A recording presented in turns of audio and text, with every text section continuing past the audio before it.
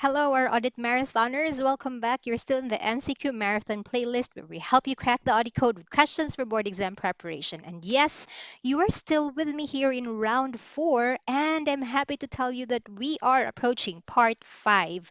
Now, since each segment carries with it 25 multiple choice questions, if you have religiously followed round four from parts one to four, that means you have already answered 100 questions in total. But why stop at 100 when we can go as far as 150, right? So let's go right ahead and start with part 5 by looking at question 101.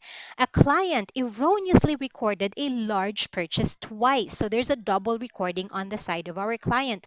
Which of the following control procedures would most likely detect this error in a timely and efficient manner? So let's look at our choices, and letter A says we will foot the purchase journal. However, do take note that the error happened on the client's side because the client booked it twice. So by simply footing the purchase journal, you will not be alerted to the double recording as you're simply testing for mathematical accuracy.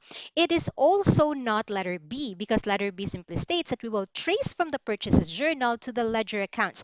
Mainly, we are comparing one record to another record. But do take note that both records are erroneous, right? Because both are records of the client. So they both contain the double recording. So you will not see it in letter B either. Now, when we send written quarterly confirmation to vendors, it does have a chance of showing us that there was an error in the recording. However, this is not very efficient, right? As imagine sending quarterly confirmations and waiting for the reply. So this is not a very efficient way of determining if there is a double recording. And so therefore, that leaves us with the answer to this, which is letter D. When we reconcile the vendor's monthly statements, take note the monthly statements come from the vendor, come from an external source, and you compare that with the subsidiary payable ledger accounts, which is our records. So you basically compare what the vendors are saying via their monthly statements, which they regularly send us anyway, or send our client anyway, versus that of the client's record. So letter D will show us this erroneous double recording. So delta for number 101. Moving on to 102, we have here the case of Raleigh CPA, who believes that there is a substantial doubt about the ability of March Company to continue as a going concern for a reasonable period of time.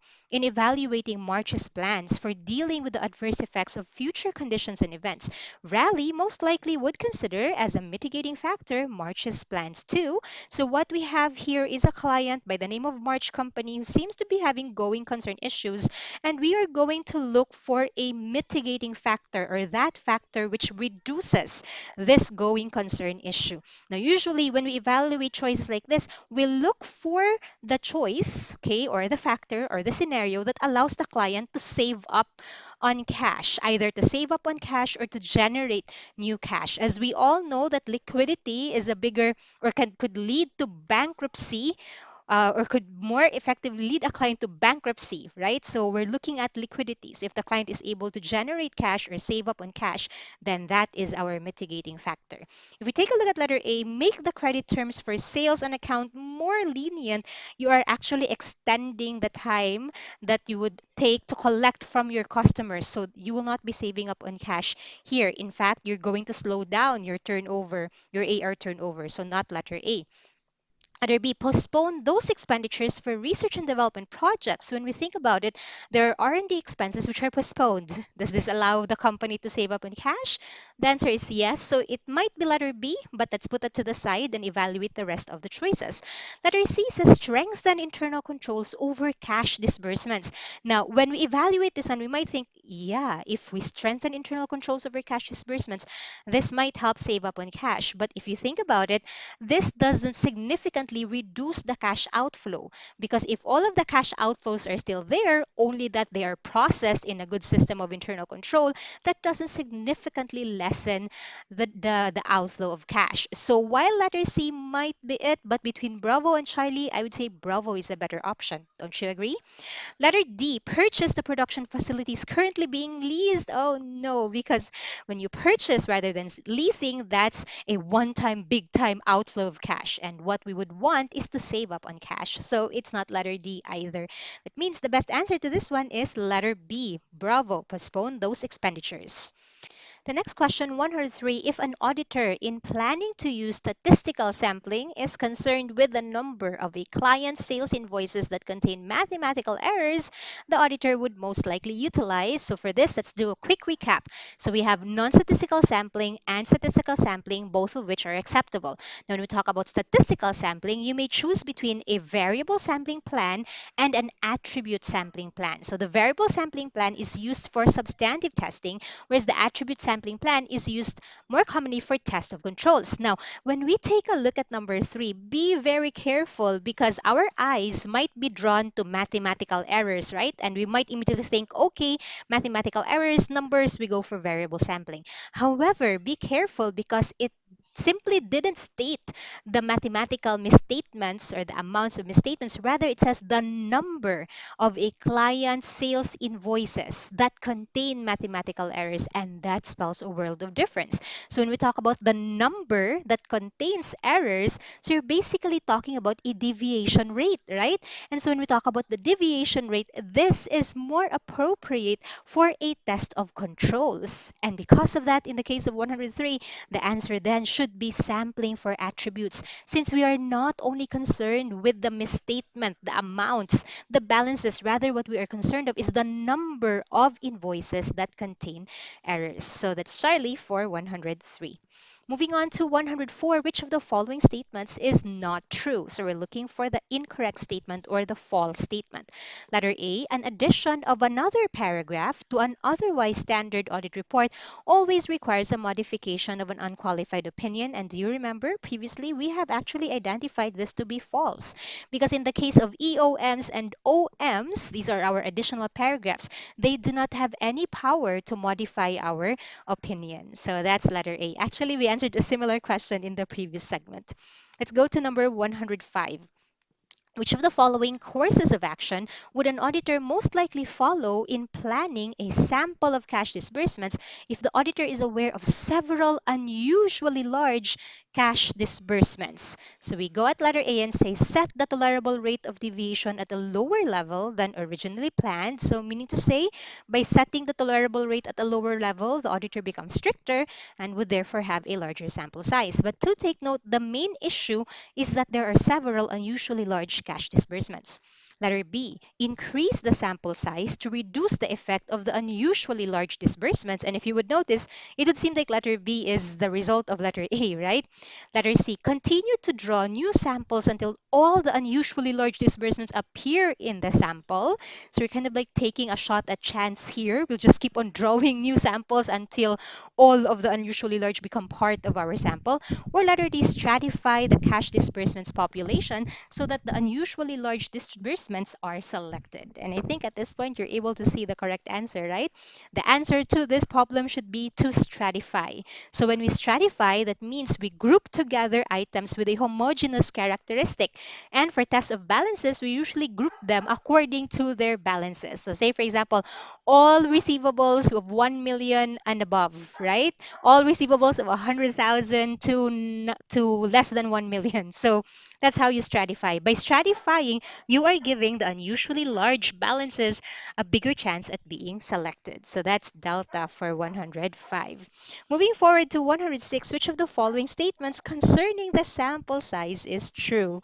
Letter A, an increase in the tolerable occurrence rate, other factors remaining unchanged, increases the sample size.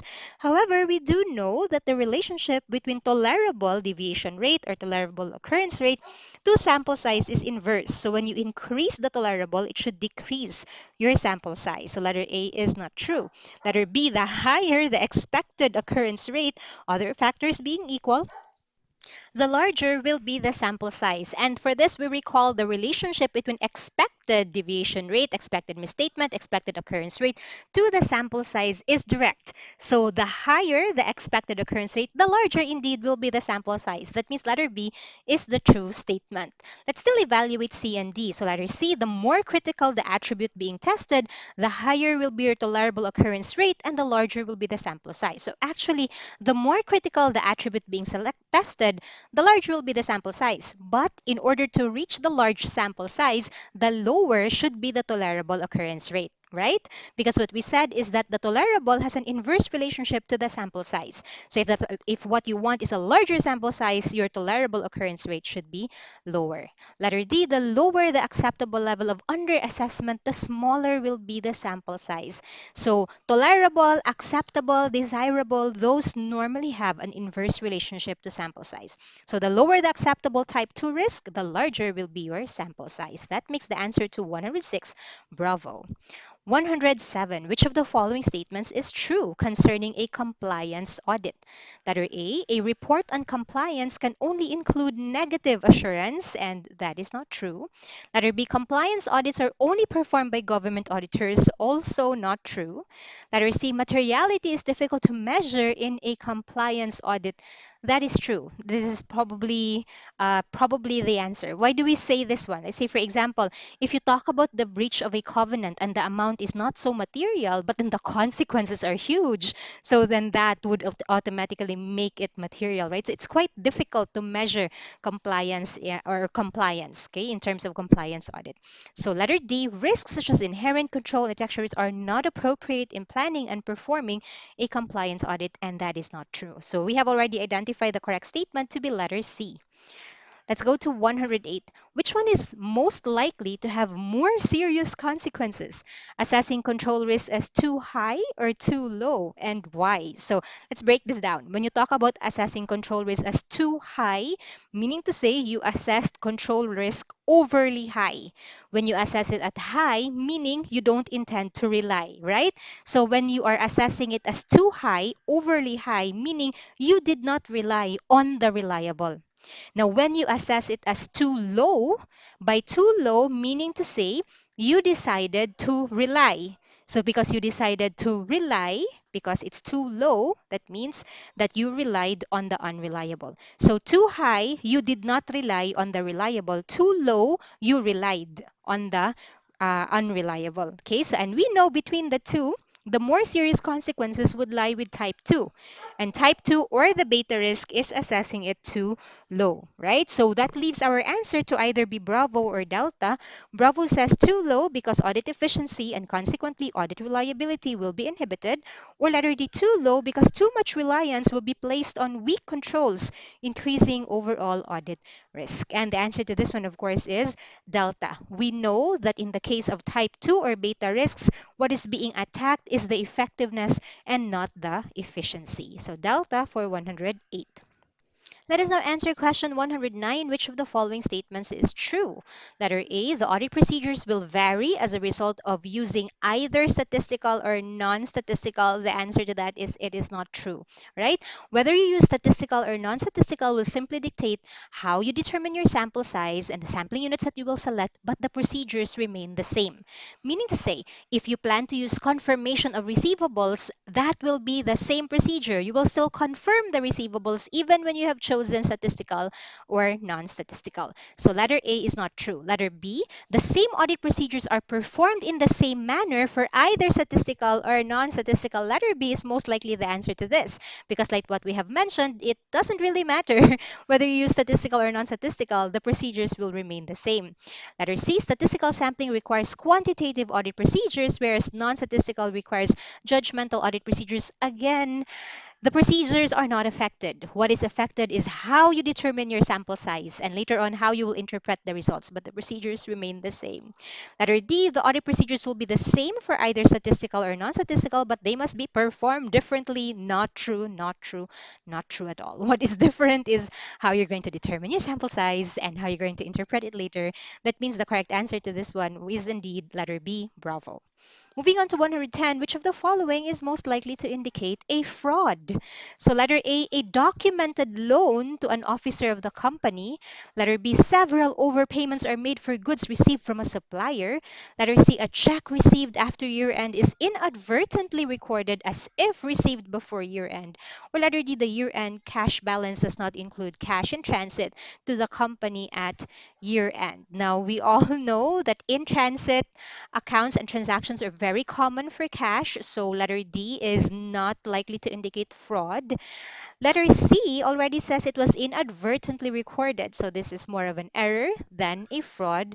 And letter A shows that the loan was documented, so meaning to say it followed the protocol and the processes of an officer, perhaps obtaining a salary loan from the company. So in this case, the answer then should be bravo when there are several overpayments made. Okay, so bravo for 110. Let's move on to 111. Which of the following statements is true? Letter A, if the auditor assesses the level of control risk at the maximum, no documentation of the reason is necessary. So we're talking about documentation requirements for internal controls. So let's do a quick recap. So whenever we perform documentation, we are required to obtain understanding of internal controls, right? And we are required to document that understanding. How we are going to document it, whether through flowcharts, narratives, memoranda, that's once entirely up to us. But we are required to document it. So when we document it, the documentation requirements will differ depending on the assessment of control risk. So if you talk about control risk being assessed at the maximum, we are only required to document our understanding of internal controls. We are required to document our assessment, but because we assess it at the maximum, that means we did not perform tests of controls. So there is no way for us to document the reason, okay, or the basis for the assessment because in the first place, there's no TOC. So if we assess it at maximum, again, we're only required to document our understanding. We're required to document our assessment, meaning we will say that control risk is maximum, and we are not anymore required to document the basis. However, if our assessment is that it is less than maximum, there is an intention to rely, that must mean we have performed tests of controls. So in that case, we have to document our understanding, we have to document our assessment that control risk is less than maximum, and we also have to document the basis for that assessment, which is essentially the results of our TOC. So let's go back to our choices, and it says here, if you assess control risk at the maximum, no documentation of the reason is necessary. And that is, of course, correct because the reason is in the test of controls and we did not perform test of controls. So there's nothing to document. Letter B, if you assess controls at the maximum, documentation of the reason is not necessary. We've already addressed that. If you assess controls at less than maximum, no documentation of the reason is necessary. Not true because if it's less than maximum, you perform TOC and you have to document the results of the TOC. So that's alpha for 111. Moving forward to 112, which of the following statements is true? Letter A, tests of controls are necessary if you plan to assess the level of control risk at maximum. Not true, right? If you're assessing control risk at as high or at maximum, there's no need to perform tests of controls. So not letter A. Letter B, the auditor can simultaneously obtain an understanding of internal control and perform tests of controls. And actually, this is true. You may simultaneously perform both. Letter C, tests of controls are necessary if you plan to use the primarily substantive approach. This choice doesn't make sense. If you wanted to use primarily substantive, why still perform TOC, right? So not true. Letter D, after performing tests of controls, always assess control risk at the maximum. Also not true. After performing tests of controls, you evaluate the results and then you decide whether control risk is maximum or below maximum. That means the answer to 112 is indeed letter B. Bravo. 113, the auditor most likely performs extensive tests for possible understatement of. So remember, if we're talking about assets and revenues, we are suspicious or we are alert for overstatements. If we're talking about expenses and liabilities, we would be alert for understatement. So the answer to this is delta, liabilities.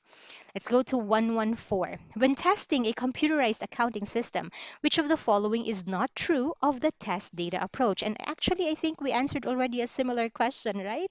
So, but I think a little change is being injected in the choices. So let's read the choices. Letter A, the test data need consist of only those valid and invalid conditions in which the auditor is interested. Letter B, only one transaction of each type need be tested. Letter C, the test test data must consist of all possible valid and invalid conditions, or letter D, the test data are processed by the client's computer programs under the auditor's control. This time we're looking for the incorrect statement, and the incorrect statement is letter C. Remember, we said this is not efficient, right? We don't target to include all possible valid and invalid. We only stick with the relevant, okay, based on what is relevant to our objective. So the answer to 114 is Charlie. Let's go to 115. When scheduling audit work, the auditors are most likely to confirm accounts receivable balances at an interim date if, so remember, when do we favor interim testing?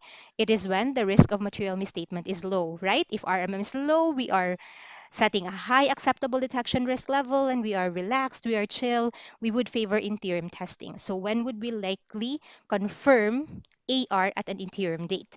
So negative confirmations are being used, internal control is weak, simultaneous examination of cash and accounts payable, or internal control is strong. So the answer, of course, is if internal control is strong. So if internal controls are strong, RMM is low. So that's why we will be more relaxed. So delta for 115. 116. An auditor's purpose in reviewing credit ratings of customers with delinquent accounts receivable most likely to obtain evidence or is most likely is to obtain evidence concerning management's assertion about, so you are concerned with delinquent accounts receivable, you are concerned with the collectibility of the client's receivables, meaning to say we are concerned with the assertion of valuation or allocation. So that's alpha for 116. Moving on to 117, which of the following statements about the existence and completeness objectives are not true? So letter A, the completeness objective deals with unrecorded transactions, and that is true. Letter B, the existence and completeness objectives emphasize opposite audit concerns. That is also true, right?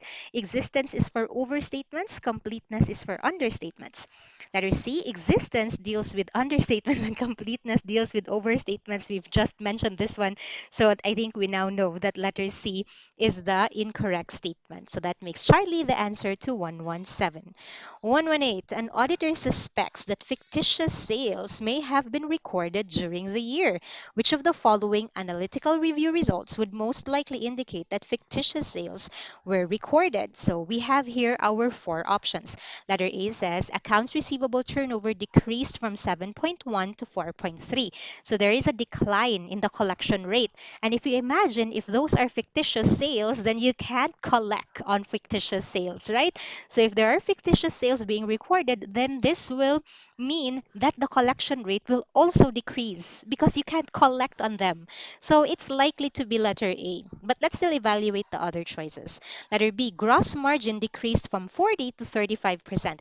If there is a fictitious sale being recorded and no corresponding cost of sales is recognized, then that should mean that gross margin would increase. So fictitious sales has the effect of increasing gross margin rather than decreasing it. Letter C, uncollectible account write-offs increased by 10%, sales increased by 10%, and AR increased by 10%. So notice, even when you talk about the write-offs increasing by 10%, this increase in the write-offs correspond to the increase to a similar rate rather in increase of sales and AR. So this should be quite reasonable. Letter D, the number of days sales in accounts receivable decreased from 64 to 38. If number of days sales in AR decreased, this would simply mean that the client is getting better at collection. Okay, if there are fictitious sales, the problem will be in collection because you cannot collect the fictitious sales. So that's why the answer to this is alpha. Number 119, an auditor is examining the detailed debit and credit entries of an account. So, if what you are examining are the debits and the credits, then what you are performing is a test of transactions. So, that's why the answer to this is delta. 120. When performing an audit of the property, plant, and equipment accounts, you should expect which of the following to be most likely to indicate a departure from generally accepted accounting principles. Letter A, the cost of freight in on an acquisition has been capitalized. Letter B, a gain was recognized when a new asset was acquired at a price lower than its listed retail price. Letter C, assets have been acquired from affiliated corporations with the related transactions recorded and described in the financial statements. Or letter D, interest has been capitalized for self-constructed equipment. So we know in the case of letter A and letter B that these are true, right? So freight in is capitalizable, and we do have borrowing costs, which are also capitalizable. So alpha and delta are true. Letter C is the case of related party transactions. And like what we have previously mentioned in our other videos, there's essentially nothing wrong with related party transactions. It's just that it's riskier because of its nature, and there is a corresponding requirement for disclosure. In the case of letter C, it was disclosed, so this is not a problem. So the departure from GAAP is letter B, because imagine you're recognizing a gain upon acquisition of the asset, and the gain is computed as the difference between the price and the listed retail price. So we don't recognize gains on acquisitions of assets, right? So bravo is the answer. 121. Which of the following is true of the conceptual framework approach? Letter A professional accountant should take qualitative but not quantitative factors into account when considering the significance of a threat. And that is not true, because we do take both qualitative and quantitative factors into account. This should also make letter D as incorrect, right? Because letter D simply interchanged quanti and quali. So it's not alpha, it's not delta. We're left with B and C. Letter B, all inadvertent violations of the code, irrespective of their nature, always compromise compliance, and that is not true. Number one, we're talking about inadvertent, unintentional violations of the code. Number two, we still have to factor in nature and significance. So letter B is not true. Letter C, it is impossible to define every situation that creates specific threats and specify the appropriate mitigating action. That is true. It is impossible. It truly is. That's why we are adapting a conceptual framework approach where it will be the auditor who will identify the threats, the auditor who will evaluate or assess the threats, and the auditor who will decide on the appropriate safeguard to be taken. We embrace that framework because it's simply impossible to define every situation. So, Charlie for 121. 122, which of the following is a true statement?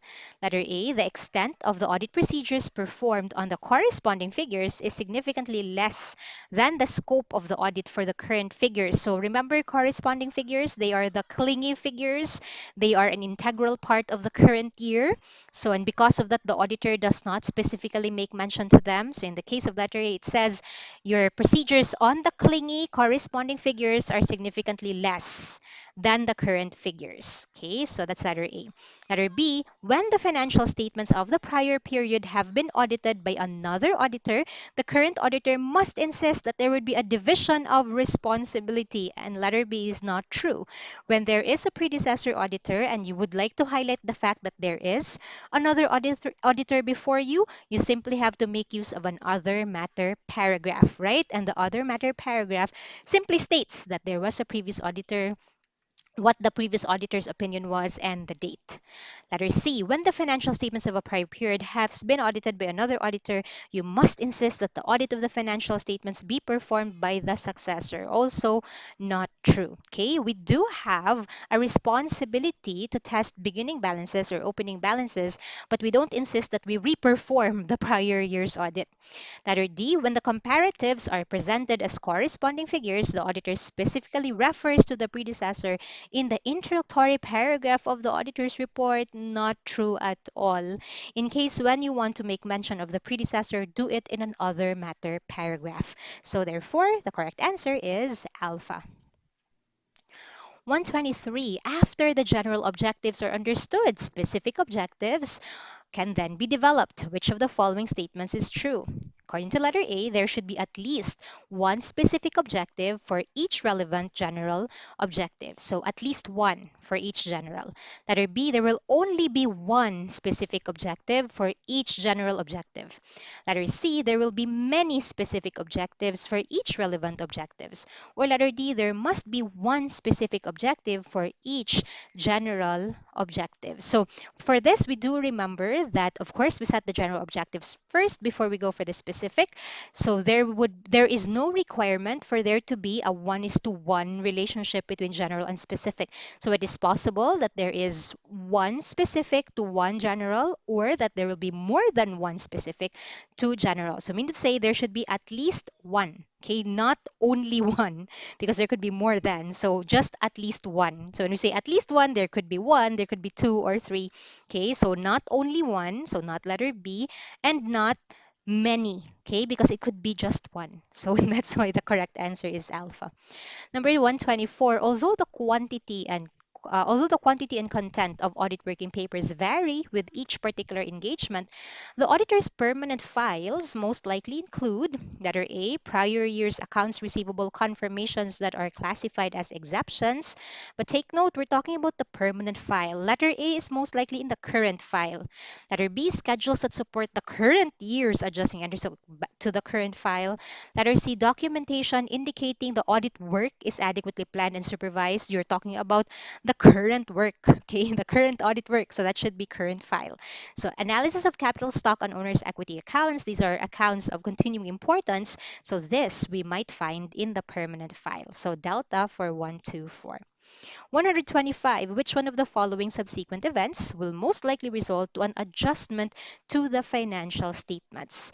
Letter A, proceeds received from a related party note payable. So it's a simple collection, right? So a simple collection is not considered as a subsequent event. Letter B, signing of a letter of intent by the client to acquire 55% of another entity for stock. So two things, this is just a letter of intent, and the effect of this is future, not on the current period under audit. Letter C, material change in the amount of settlement of a lawsuit which has been estimated at year end. This one requires an adjustment. This one is a type 1 subsequent event because we're talking about a lawsuit that has already existed as of balance sheet date. And there has been a material change in the amount of settlement. So it has already been recognized as of balance sheet date. So we do need to go back to the balance sheet date and adjust accordingly. Letter D, entry into significant new line of products and businesses is just in the ordinary course of business, right? So not a subsequent event. So that makes letter C the answer to this one. And at this point, we have already completed a total of 125 questions. But wait, there's more. If you want to finish the entirety of round 4, then make sure to catch me on the next video where we will answer the remaining 25 questions to complete our 150 item set. So see you in round 6. See you in round 4, part 6.